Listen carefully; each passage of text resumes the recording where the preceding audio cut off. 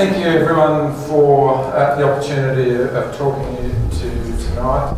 As Rod said, what I'll talk about is Nepal, water, politics, and climate change. I've got a reasonable number of slides, but I'll go through a number of them relatively quickly, just to give you a guide as to what's been happening in Nepal and what are the likely future consequences.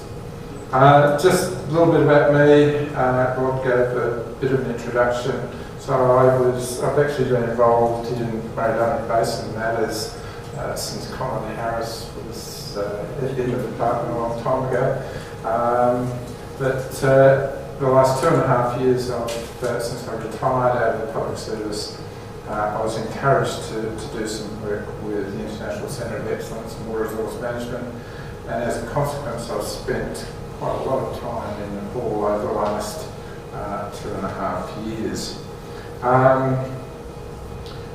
As well as Nepal, I've actually also spent time in India, Pakistan and China at the same time, looking at water management, water policy type issues.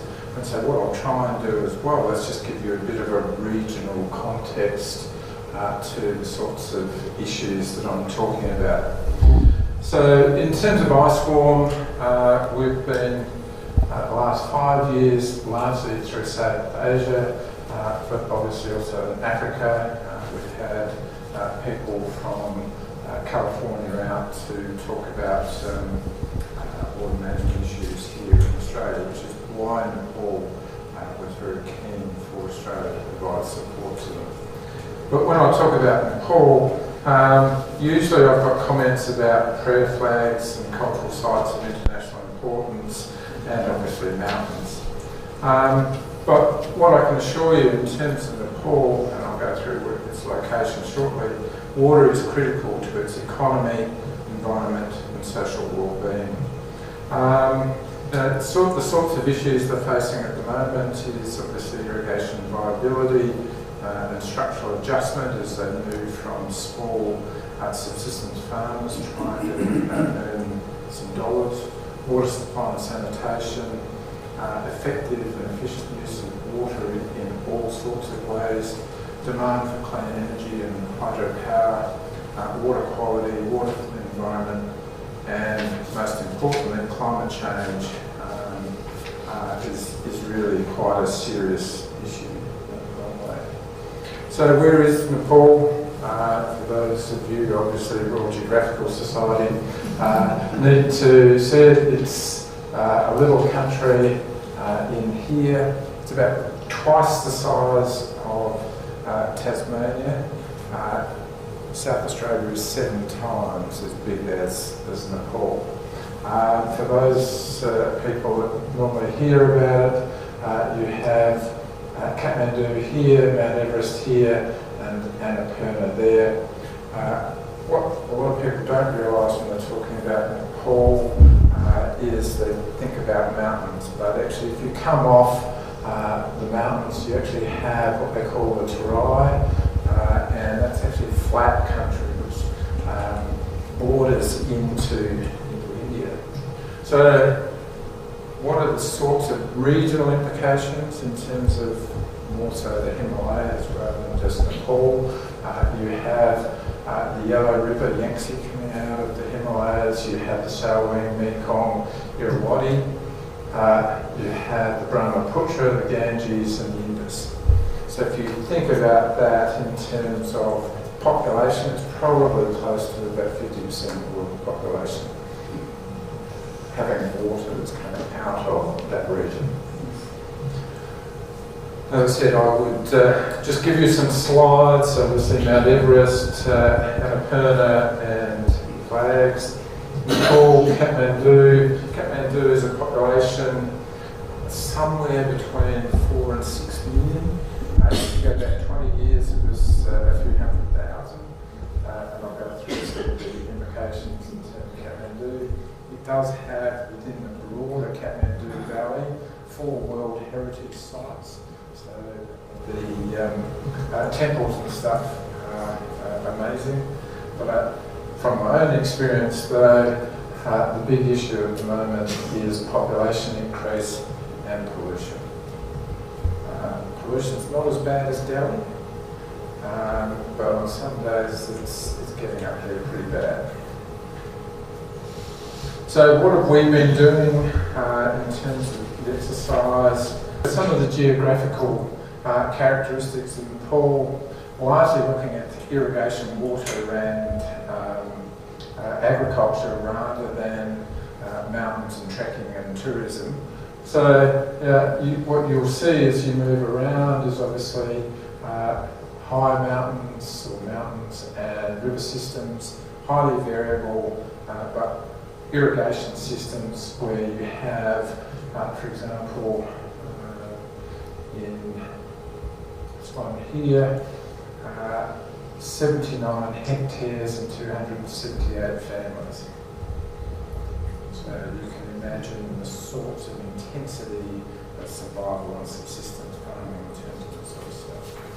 But you come down, as I said, off the mountains and you have the Terai and you have irrigation systems and agriculture. In the irrigation systems, people are surviving on between a third of an acre and an acre. How many of you here have a quarter acre block? So that's what they're actually surviving off as a full family. So the irrigation systems. The political environment that I've been working in, some of you would know that in 1990 the monarchy agreed to the formation of an elected assembly, but by 1995, given the instability in terms of their elected system, the Maoists had gone and had an insurgency, and so we had the government of Nepal and we had the Maoist insurgency for about a decade. So quite unstable type of environment. 2006 they came to a comprehensive peace agreement. 2007 an interim government was established, which was a power sharing arrangement between the previous government and the Maoists.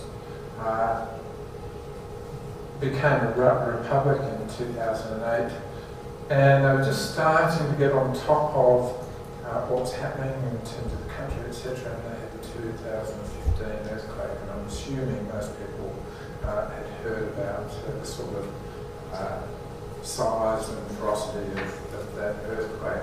That put them back considerably, but politically they continued to move forward. So at the end of 2015 we actually had a new constitution was passed in Nepal, and that's largely when I was invited to go to Nepal to start working with the government, because as a consequence of the new constitution, in effect all of their previous laws almost null and void. They gave them some transitional powers while they go back and review them and think about them.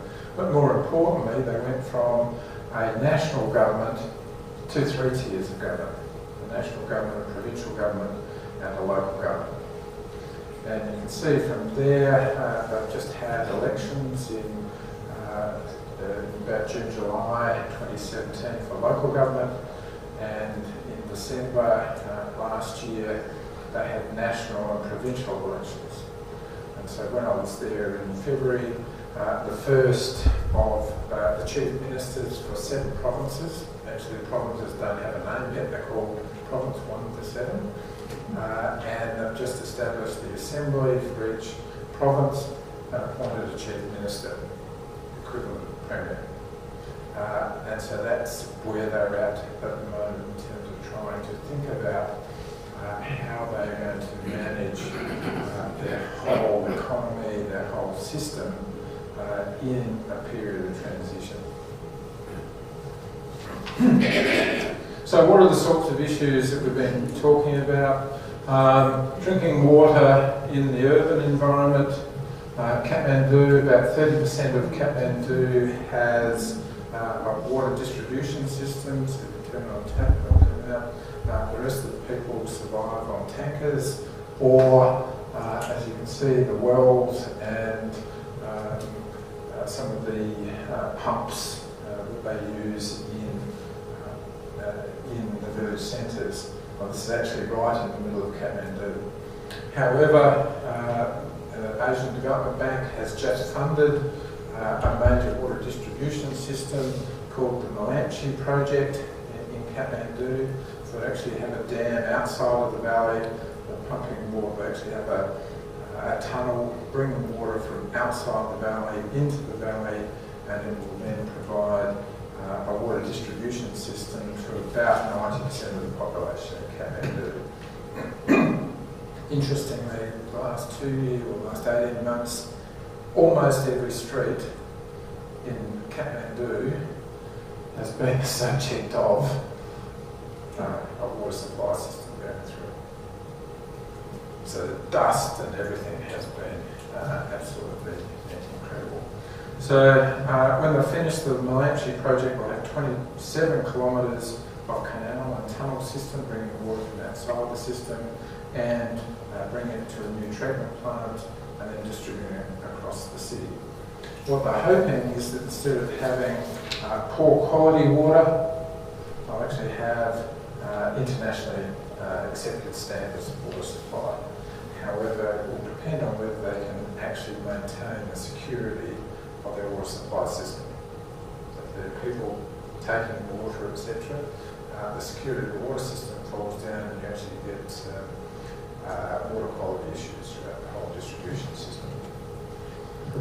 However, if you go to the rural situation, everyone is dependent on the well and the pump. So there's a well that's actually providing water to 20 families. And they just pump it up the hill. In the mountain areas, because you actually have the stream that sits above, they can actually sort of pipeline out of the stream and you can actually have water, you just turn it on. But if you come down to the Terai, you actually have to pump it. Actually, thankfully it's not too bad because in Nepal, as opposed to elsewhere in South Asia, the groundwater system's within 2 to 3 metres of the surface, so it's not too bad in terms of being able to access it.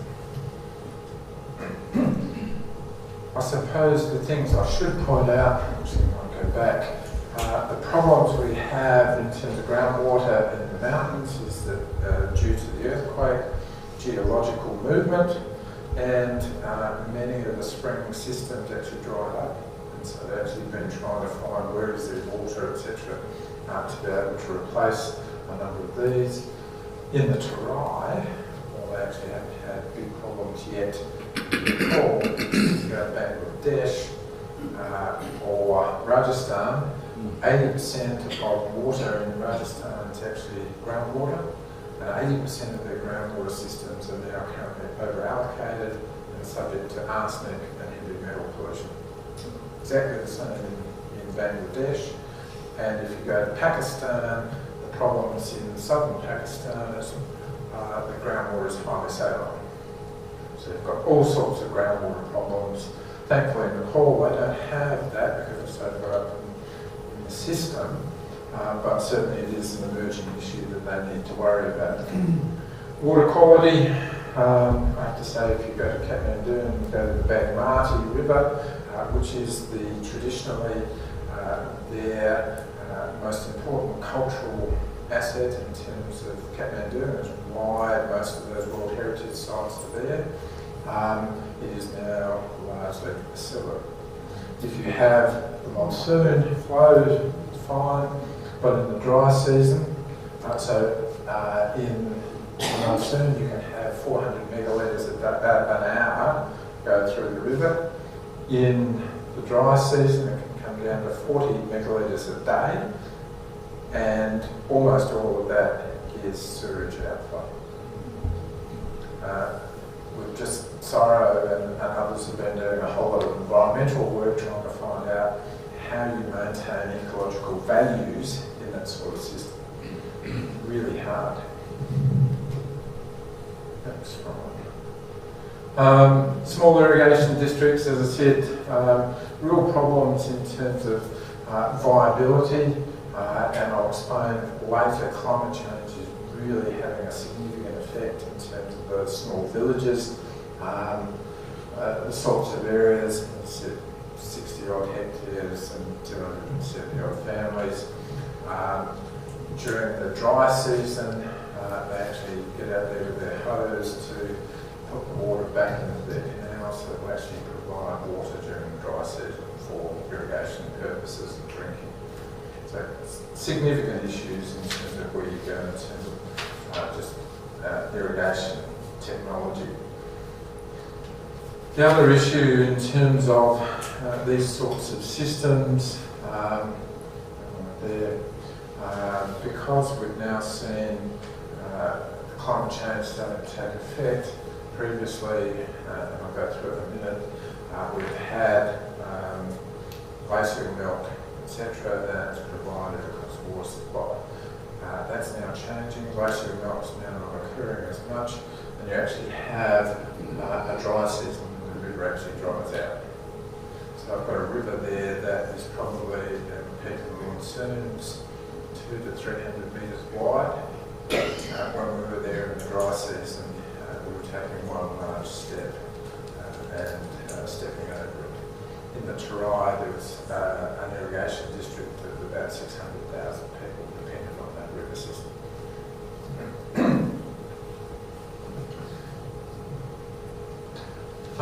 So this is actually following that river down, the Camela.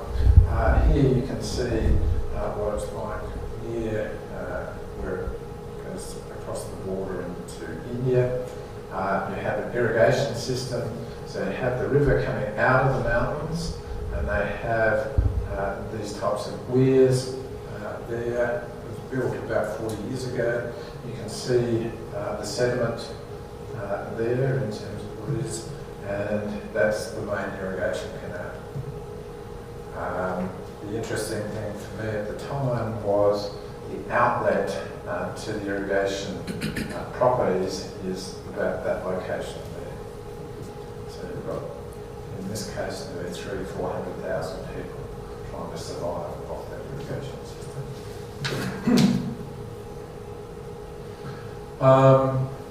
But it's not just water, that's their winter energy supply, so it's the cattle dung that they dry and keep. Water, as I said, in terms of the groundwater systems, water is not too far. So all of the women actually have a pump, as I showed earlier, where they can do the washing. And we were talking to the women at the time, why are they all here when they actually have the ability to do the washing at home? So it's all about the cultural access and the discussion between the women, etc. And they all come down and do their washing in the main part of the town, rather than doing it at home. By irrigation, what we were finding was that because of climate change, historically the monsoons were very regular. 5th of June would start, and they'd finish a couple of months later. Now they're not starting at the same time, they're not finishing at the same time, and there's high variability. So at the end of the season, the irrigation season, the irrigators are finding that they're not getting the end of the crops being produced. And so you've got major problems. They haven't been moved to groundwater systems to finish off their crops. They can do it because it's a third of an acre to an acre, and they can get out there and pump. But you can imagine the sorts of issues associated with that. I pointed out that point earlier, so that's the offtake there in terms of supplying 10 families in terms of that irrigation system. but there's also, you're starting to see through the whole of Nepal that transition from traditional methods to current methods of irrigation technology. If I said we were dealing with the Bureau of Meteorology and that they were trying to look at what's happening across Nepal in terms of technology, so they did a survey right across Nepal. How many of you have 2 or 3 mobile phones per family? Most of you? That's exactly what happens throughout the whole of Nepal. So you have subsistence farmers, you can go to these guys here and they all have mobile phones. So technology, in terms of where we're going, has completely overpassed things like wires, etc. We can now talk to them through SMS, and in fact flood warning systems are now put out on mobile phones. They're actually communicating all the way across Nepal. You can go to Everest Base Camp and you can send emails back home with your photos. That's how connected Nepal is in terms of that sort of technology.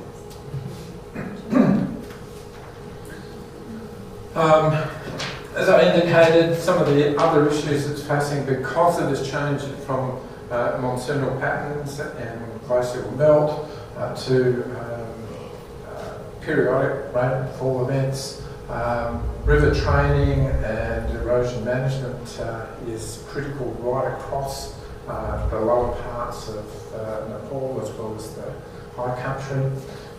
So these guys here, so you can see the metal frames, the mattresses that these guys put the rocks in. So they're actually, when we were there, they were actually putting the wire through it. When I got it, I couldn't even bend it, but these guys were putting it through. But what was more disturbing was that in these really remote areas, the women here, there's a woman who's actually on top of the rock with a hammer, breaking the rocks to make gravel for construction purposes. So that's the sort of level of economy that we're actually talking about in these communities.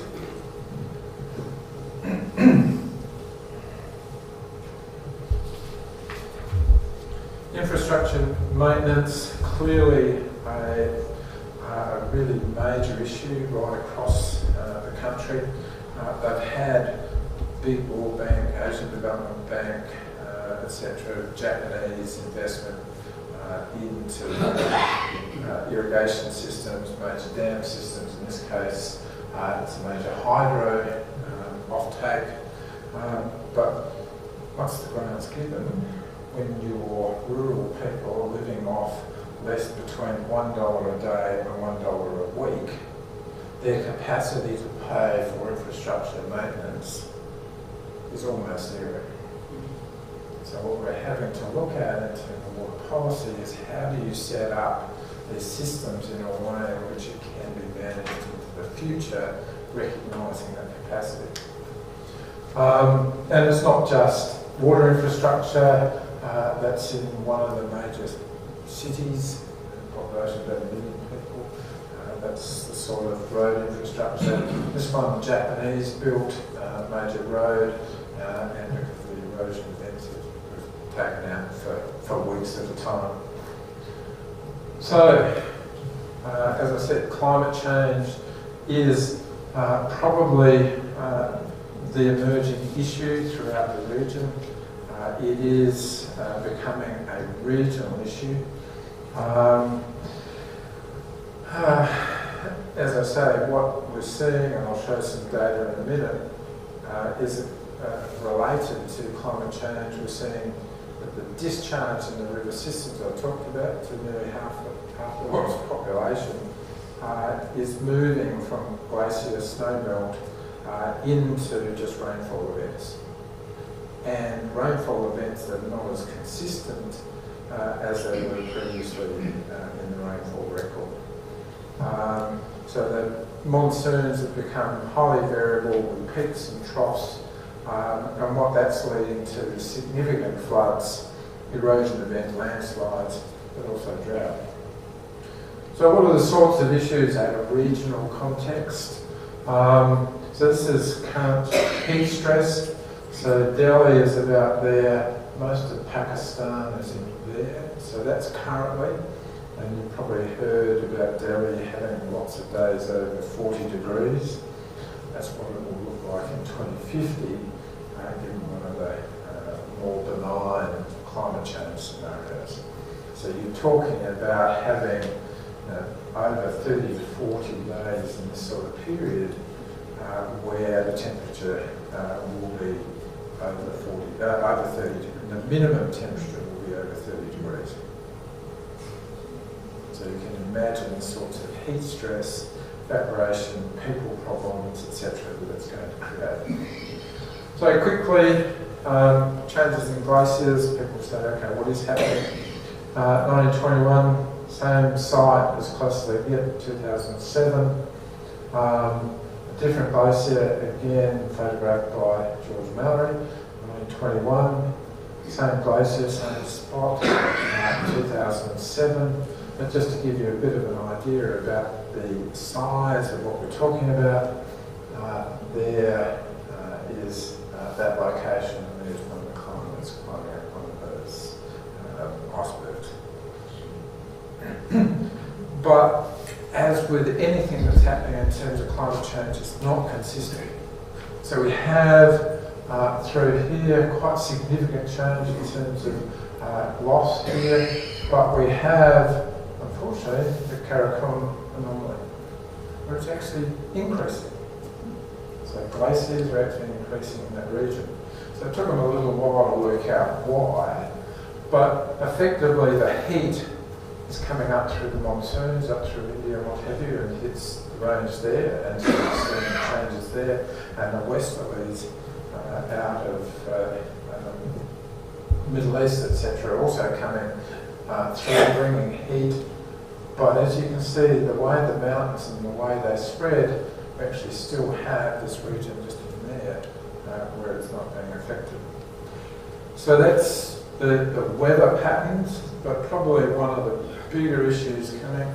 So there's a satellite imagery of pollution coming out of India. So I talked about the problems in Delhi. So if you look at pollution loads recently, last year in Delhi, 50 micrograms per something, whatever, is considered above World Health standards. They were regularly between 500 and 900. Kathmandu often gets to 250. But principally, it's because the monsoons come up through India, bringing the pollution from India, but it's actually made worse just before the monsoons, which is when the monsoon climate patterns are coming through, people burn off all their stubble. And last year in Kathmandu it was even worse because they actually had some forest fires as well. So we had pollution, burning off the stubble, and forest fires. And it all catches up against the edge of the Himalayas. So what we're seeing as a consequence, raised temperatures, accelerated glacier snowmelt.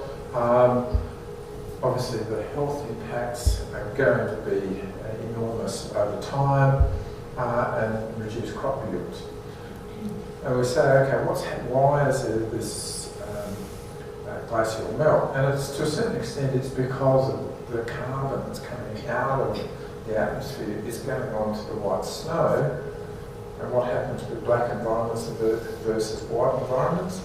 It's capturing the solar energy and creating more problems in terms of the glacial melt. As you can see from this one quickly, what we have here is only 10-30% from glacial melt. Up here it's 80% in terms of glacial melt type contributions. And what we're starting to see in terms of those climate change impacts, the loss of the storage in the form of ice, so we just don't have the ice up in the mountains anymore. The impact on those living close to the glaciers. Historically, they just put in a pipe, because they're way up in the mountains, just put a pipe down to the village and it's fine. But if you're having the problems in terms of the glaciers going kilometres back up the valleys, where they put their pipes, no longer valid, or in most cases it was just a small canal. Most canals aren't working anymore. So you've got populations up in the mountains now can't get water as a consequence. So they're having to think about how do they change all of those sorts of processes. Interestingly, in terms of volumes of water, what I've seen so far is there's actually no change in the volume of water, just the periodicity of it. So when you've got glaciers melting, it comes pretty consistently. When you've got a monsoon coming and it's a rainfall event, it hits, and you've got a big event, and then nothing. And then another big event, and then nothing. So what does that mean in terms of flooding? Predictions are, again, by 2050 we'll have a doubling of the magnitude of the flood type events coming through the region. So what does that mean? In terms of these areas, you're seeing obviously Thailand and those sorts of areas. Bangladesh, I think just about every year Bangladesh has a major flood. India's having problems and over in Pakistan. What we're seeing was that was up to 2010 in terms of events. Since then, to the end of 2010, Bangladesh had a major flood. 21 million people were affected as a consequence of the flooding event. Last year, the flooding event through Pakistan, India, Bangladesh, Nepal was about 41 million people, and the predictions are that it will have cost the region between $50 and $100 billion in direct costs. So and in the Kamala region, where we've been doing some work with COSI, what they're saying now is that the floods used to be about once every 20 years, and now down to about one every 5 years. The flood event last year affected 100,000 people in Nepal and displaced, in effect, it actually displaced 1.4 million people in Bihar, in the next Indian state below. So the flood events are really quite significant in terms of what they're doing. So coming to some sort of wrap-up, regional context, as I said, Pakistan, India, Nepal there, Bhutan, Bangladesh, Myanmar and China. Major regions of the world, major population. But when we think about, and we've been looking at it from water, well I've been in there looking at water, but it's actually more complex than that. It is actually about the food, the water, food, energy nexus through South Asia. So you've got climate change, but it will affect implications in terms of energy policy, energy requirements as people want to move towards air conditioning. As you want to have pumps that will take groundwater instead of being that deep, being at 20 or 30 metres, they're wanting energy supplies to be able to do that. Water itself, major issues in terms of water availability, water distribution systems, etc. And obviously food. As you're seeing climatic changes, you're seeing differences in irrigation systems, you're seeing differences in water availability in terms of your food structure. So really significant type issues that we're facing through the region. Major gender inequality. We're talking, interestingly, only about 3% of the world's land and 5% of the world's renewable water. 300 million people are probably malnourished in India, Pakistan, Bangladesh. 20% or 600 million people don't have electricity supply.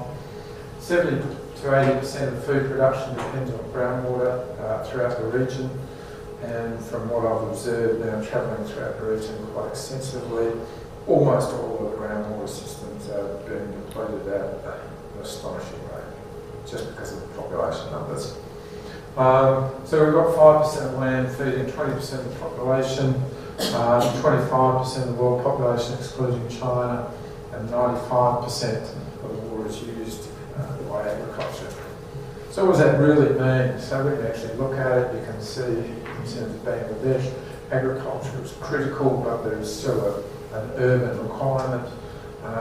But what it means, though, is as the population increases coming through the systems, you actually have to think about how you become more efficient in terms of agriculture, reduce your reliance on agriculture, water for agriculture, to be able to put it into your population type programs. As I said, groundwater in Bangladesh, India, Pakistan is vital and is declining very rapidly. So what are the implications for Australia? Why is the Australian government actually interested in supporting Nepal, India, Pakistan, etc.? What's happening in the region? Population growth enormous. So Pakistan, for example, by currently about 250 million people. By 2030 it's predicted to be 300 million people. So enormous population growth, because most of the population is between 0 and 25. So you're going to continue to see that population growth as we move forward. So population 2050 will be 2.3 billion. That's largely just India, Pakistan, Bangladesh. 65% of it, unfortunately, will be urbanised. So what we've seen in Kathmandu, for example, in the last 5 years, Kathmandu represented 17% of Nepal's population. It now currently represents 40% of Nepal's population. So enormous movement of people, migration out of rural areas into urban areas, with all of the consequences that go with that: pollution, water quality, water availability, jobs, etc. How do you find jobs for, in just in Kathmandu's situation, about 2 million people every 5 years? So, you know, I look at it and say, okay, you've got some real problems, but increasing water energy intensity, irrigation areas increasing and has to increase by about 1.7% annually across the region, and it's going to have to continue just to feed the people that we're talking about. In terms of population growth, fertiliser, and from what I've been working on, water demand will double by 2050. But, and we're already starting to see the water wars in India. So between Karnataka and Tamil Nadu, 18 months ago, a High Court decision said Karnataka's not putting enough water into the Karnataka River, and so the Tamil Nadu is getting this water allocation to people. There were riots in the street. It's interesting, when I was in India at the time, the estimate was that 20 people were killed, 200 people arrested, 15 police put in jail. If you go and have a look at the Google reports now, it only reports one person died. So even the media gets modified. But are we any different? That photo was taken in Australia. It's about the basin plan. So what sort of leadership, even though we are clearly leading the world in terms of what we're trying to do, but what sort of leadership are we providing when we can't get agreement between different jurisdictions, when we can't provide water for the environment, where we have people effectively stealing water? So I was talking to Colin earlier and saying, okay, we have all of these problems in developing countries, but they're exactly the same here in Australia, just at a different scale. So that's really the end of my talk. So I hope I've given you a quick glimpse of water in Nepal. The problems are enormous for the whole region, not just Nepal. Nepal is probably at the centre of it, and clearly the Nepal government is looking for support from the Australian government so that their policies, legislation and institutional frameworks are equivalent to or as good as what's seen to be the gold standard in the world, which is Australia. But what we're trying to do is make sure they don't make our mistakes as they move forward, going from in this constitutional change and setting up their new arrangements as well. So I'm happy to answer any questions, take any comments. Thank you.